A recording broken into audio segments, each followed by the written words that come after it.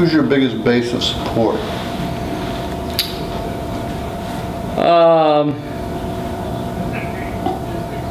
Well, that's interesting because I'm not sure that it would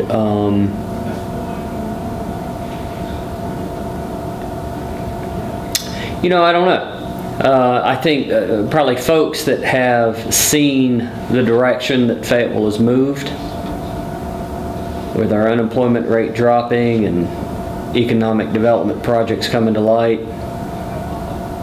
crime rate dropping, and you know, our quality of life improving. I think our biggest support comes from those people that see that the city's on the move. All right, so you say economic development projects, crime rate, quality of life, all feathers in your cap. I think so. I think, you know, when you read the newspaper and you get through some of the headlines into the stories, you know, you'll see the improvements that we made. I know property crimes have decreased. You want to give me a percentage? Yeah, as of when I started the campaign in July or August, it was down 24% since I was sworn in. That includes break-ins and larceny. That's property crime rates. Yeah, that's not. That does not include violent crime. Violent crime is a different category of crime, and we have followed the national trend on that goes up and down and back up. So violent crime is when you get mad at your wife and do something stupid, or a drug deal goes bad and there ends up being a statistic. There's not a whole lot that we can do as far as patrol or policing methodology that would affect your temper and you getting mad at somebody. So the real crime rate that we can control, we've been able to get a good handle on it. But I mean, violent crime is also gangs and shootings on the street, and we've had, in the last 2 months, we've had to at least have 8 murders, I think. Yeah. But those have all been around drug deals. All but one has been around a drug deal. And, you know, Chief Medlock used to say all the time that, you know, if you don't hang around, I'm trying to remember his exact words, but, you know, if you don't hang around the elements that are going to get in trouble, your odds of actually being a victim in Fayetteville are extremely low. And that was not his words. I don't remember how he said it, but that's the gist of it. But there does seem to be more crime in populated areas. I mean, Smoky Bones, Walmart just the other day.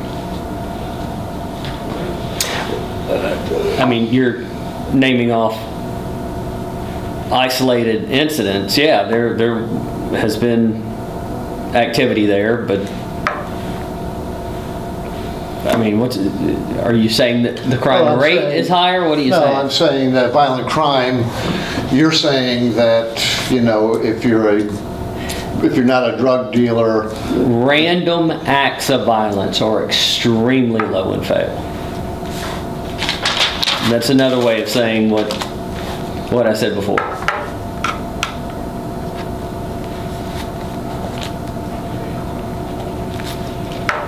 And for specifics, you may want to talk to the chief on those numbers. Is there any initiatives out there to try to reduce the violent crime rate? You'd have to talk to the chief on what she's doing there. Tell me about the other economic development we have coming. We've got Project Nano that's getting ready to be announced. Last week they announced, 300 or 400 permanent part-time jobs with issues and answers. Our overall unemployment rate has dropped 3.6 points. Well, you go back, so if you look at the overall unemployment rate from the time I came in to the latest numbers that were published by the U.S. Bureau of Labor Statistics, I think unemployment's down about 3.6%. From what to what? You're testing me. 8 point something to 5 point something. But it's on their webpage. We're always going to be higher than the state average. Why is that? Because of who our population is. Military cities traditionally have a higher unemployment rate than non-military communities. And I'm not, saying we can always do better, but an unemployment rate in the 5s is not horrible. Why are we not getting those big corporations? I look at other military towns we did years ago. We went to all the military towns and kind of compared them to Fayetteville, and we saw, many, many similarities. My question is, what is the obstacles in a military town to get that kind of corporation? Well, I think the needs of the corporations are different.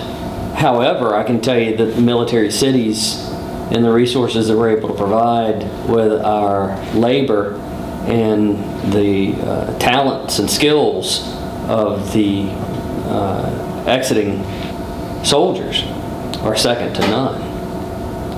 So that's why there are a lot of national companies who have presence here, the Lockheed Martins and those guys.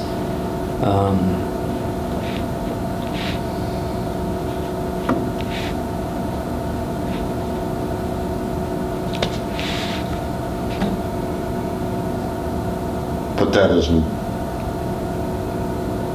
Why do you think that a military town struggles to get America into its... Our tax base is different, which means the investments that we make back into our community are different. And over the past 4 years, we have done some things that we have not traditionally done in Fayetteville. The people passed a parks bond issue that is going to improve the quality of life for us. Typically, military cities have a higher crime rate. We've worked on that, getting that down to a competitive level.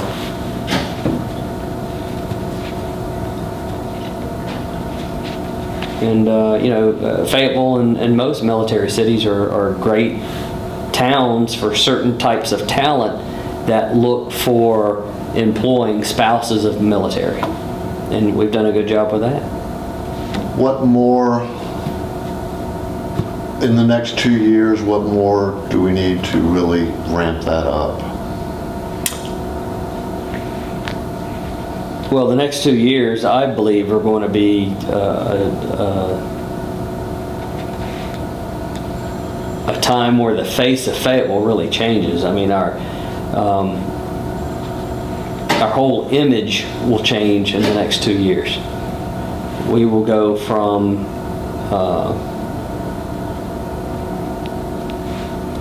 being known as, I'm trying not to say the word, being known as Fayetteville to a city that has invested within itself, has renewed confidence in itself, and is as competitive as anywhere else in the Southeast because of the quality of life amenities that we can enjoy, the lower crime rate, and the lower unemployment. In a downtown ballpark. Downtown ballpark's had a lot to do with it.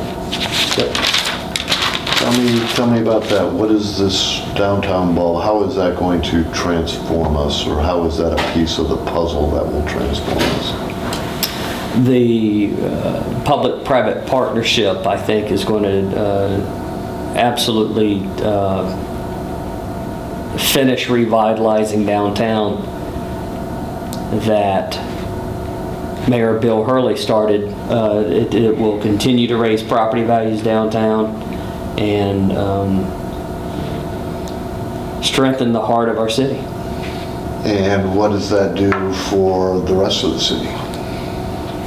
Well, I think as we start to recruit doctors to the hospital, or professionals to come in, or economic development projects where the CEO or CFO or the corporate scouts come in and they're able to see a healthy, vibrant downtown heart of the city, that they recognize that Fayetteville has got the package now to compete with other cities for their business.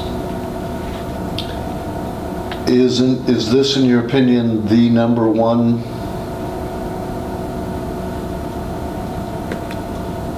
incubator for change? It is a big one. I don't know if it's #1. I think the #1 piece has been the Parks Bonds, because for the first time ever, the residents of the city had enough confidence in themselves as a community and the government to invest in ourselves. The children, I mean, I've heard Shivani say it, I've heard numerous people say, you know, we've got to keep our children from heading off to NC State or UNC or wherever and not coming back. Do you see that as a real possibility? Well, I understand the premise of what they're saying, but it doesn't matter where you live, your children want to go somewhere else. We've got several good friends that live in Charlotte, and all of their kids went somewhere else. We've got friends in Raleigh, their kids wanted to go somewhere else. So part of growing up and spreading your wings typically means you leave. What we have to make sure that we are able to do in Fayetteville is have a sound base and good career opportunities for them to come home to.